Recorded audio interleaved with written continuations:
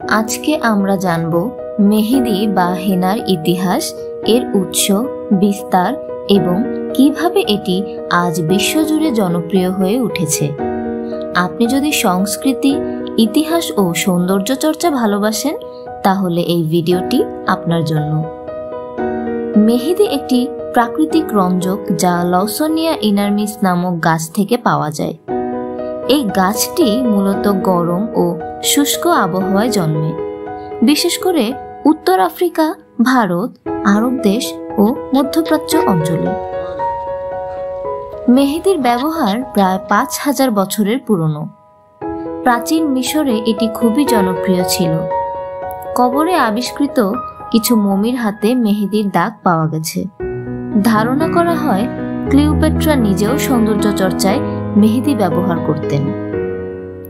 ভারতীয় উপমহাদেশে আর্য যুগ থেকেই মেহেদি ব্যবহার হতো।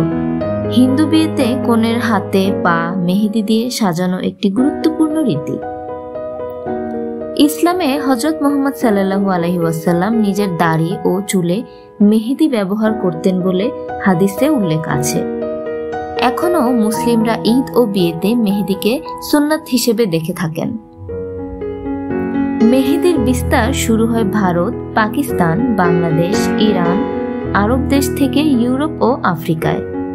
আরবদের গোল মেহেদি ডিজাইন এবং ভারতের জটিল প্যাটার্ন বিশ্বজুড়ে পরিচিত।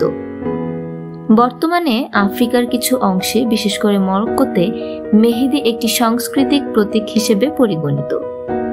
ইউরোপ ও আমেরিকায় এটি হেনা ট্যাটু নামে ফ্যাশনের অংশ হয়ে গেছে।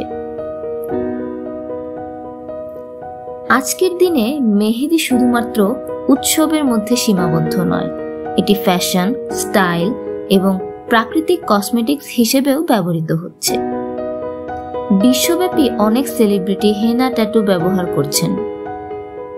এমনকি কিছু কসমেটিক ব্র্যান্ড হেনা হেয়ার ডাই বা চুলের রং হিসেবেও এটি বাজারজাত করছে। তরুণ প্রজন্মের কাছে এটি একটি ট্রেন্ড হয়ে উঠেছে।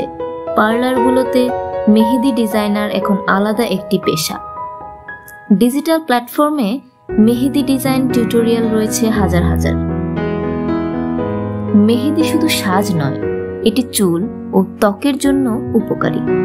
চুলের খুশকি দূর করতে, মাথা ঠান্ডা রাখতে এবং চুল কালো করতে প্রাকৃতিক মেহেদির ব্যবহার হয়। ত্বকের অ্যালার্জি বা ফাঙ্গাল ইনফেকশন রোধেও মেহেদি সহায়ক। তবে কিছু কেমিক্যাল মিশ্রিত মেহেদি ত্বকে ক্ষতি করতে পারে, তাই প্রাকৃতিক মেহেদি ব্যবহার করাই উত্তম। মেহেদি শুধু একটি রং নয়, এটি ঐতিহ্য, ধর্ম, সংস্কৃতি, ফ্যাশন এবং সুস্থতার একটি সম্মিলিত রূপ।